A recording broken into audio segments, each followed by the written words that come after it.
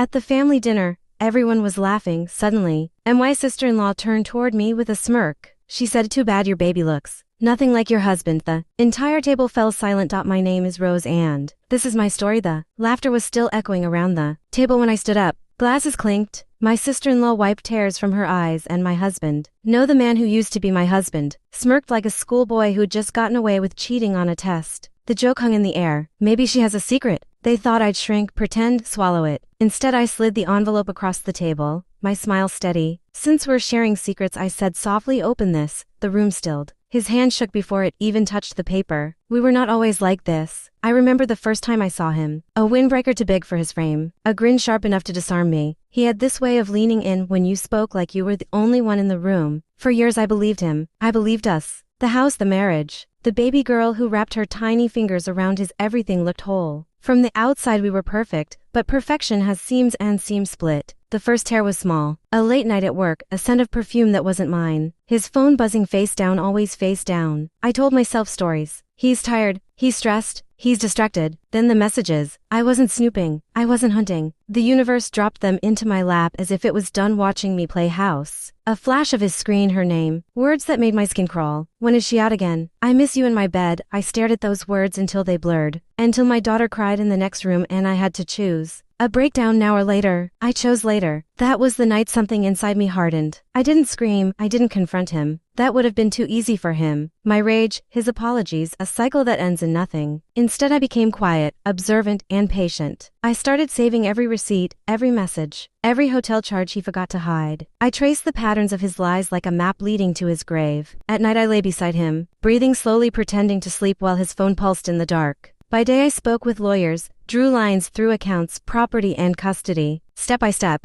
I built a world where he no longer existed. My silence was my sharpest weapon. He never noticed the distance because his attention was elsewhere. He thought I was naive. God, he thought I was weak. Then came tonight, the family dinner. His sister always too loud, too cruel, jabbing where it hurt most. Too bad the baby looks nothing like her daddy. And his laugh. That laugh, the final thread snapped. I stood. I handed him the envelope. He slid his thumb under the flap, his eyes darting between me and the paper like he already knew it was a coffin. The first page, hotel receipts.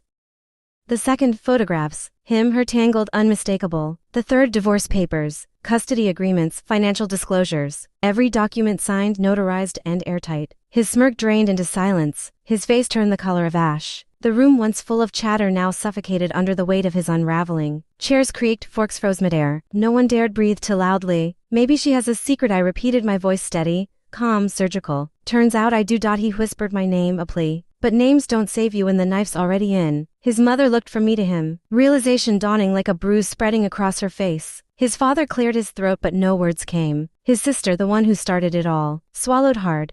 Suddenly fascinated by her plate, I let the silence work. Let it crush him the way his lies crushed me. Finally I leaned down close enough that only he could hear. "You don't get to laugh at me anymore." Then I straightened, gathered my daughter from her high chair, and walked out. Later, when the night was quiet and the house empty of his presence, I sat in my daughter's room watching her sleep, her small chest rising and falling, innocent and untouched by the rot of her father's choices. For the first time in months I breathed without weight on my lungs. People will ask why I didn't just leave, why I stayed long enough to plan. They won't understand that revenge isn't about rage. It's about precision. Rage burns fast. Precision cuts deep. I didn't want him just gone. I wanted him exposed, stripped, and humiliated in the one place he thought he still had control. His family's table. And now he has nothing. Funny, isn't it? He thought he was playing me. He thought I was blind. He thought my silence meant weakness. But silence is just the sound of the knife being sharpened. And when it finally slices, it's already too late to scream. If you love hearing stories that keep you hooked till the very end, make sure to subscribe to Home Exposed because the next story might just blow your mind.